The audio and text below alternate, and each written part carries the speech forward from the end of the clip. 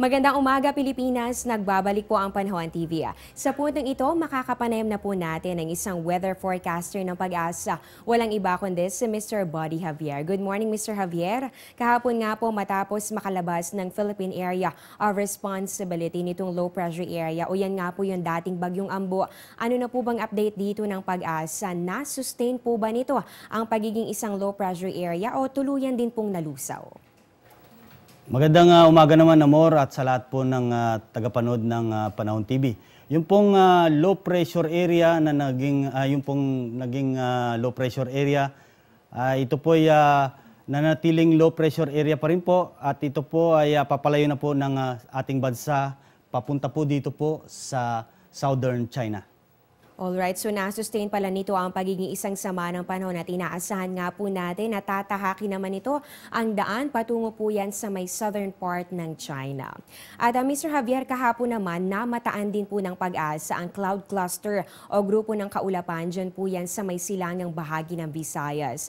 Ano na po bang update dito ng Weather Bureau? Posible po ba na ito ay ma-develop din sa pagiging isang low pressure area sa mga susunod na oras? Yung pong cloud cluster natin dito po sa Silangang Kabisayan, ito po ay bahagi po ng Intertropical Convergence Zone na siyang nagdudulot ng mahina hanggang sa katamtaman mga pag-ulan o pagkidlat pagkulog dito po sa Mindanao, Kabisayaan at saka Palawan. Patuloy na lang po natin babantayan kung ano nga ba ang mangyayari dito sa grupo ng mga kaulapan at sa tulong po yan syempre ng updates na ilalabas ng Pag-asa. And for today po, Mr. Javier, ano po bang inaasahan nating weather condition? Ngayon nga po na wala na pong low pressure area dito sa ating boundary. Makakaasa na ba tayo ng improvement sa ating weather condition? Sa pag-iral po ng ITCC dito po sa Mindanao, Kabisayaan at Palawan, patuloy pa rin po na makakaranas ng maulap na may mahina hanggang sa katamtaman mga pagulan o pagkidlat pagkulod ang Mindanao, Kabisayaan at Palawan. At bagyang maulap hanggang sa maulap na papawirin ang mararanasan naman dito po sa Metro Manila at sa nalalabing bahagi po ng Luzon. Ibig sabihin lamang po nito dahil pa rin sa patuloy na pag-iral nitong ITCZ o yung Intertropical Convergence Zone, mararanasan pa rin ang mga pag-ulan at pagkidlat, pagkulog sa ilang bahagi po yan ng ating bansa. Kaya make sure kung lalabas ka ng bahay, magdala ka ng payong. At Mr. Javier, kamusta naman ang lagay ng ating mga karagatan? Safe po ba para sa sea travelers ang sea condition natin ngayong araw?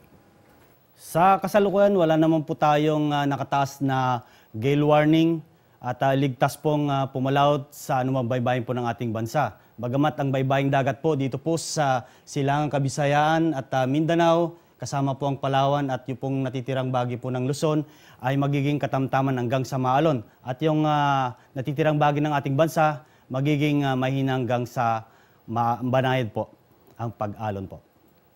At panghuling katanungan na lamang po, Mr. Javier, ito nga po magtatapos na ito pong Hunyo. So kamusta na po ba itong update natin sa El Niño phenomenon? Ito po ba ay tapos na? Tayo po ba ay nasa neutral condition na sa ngayon?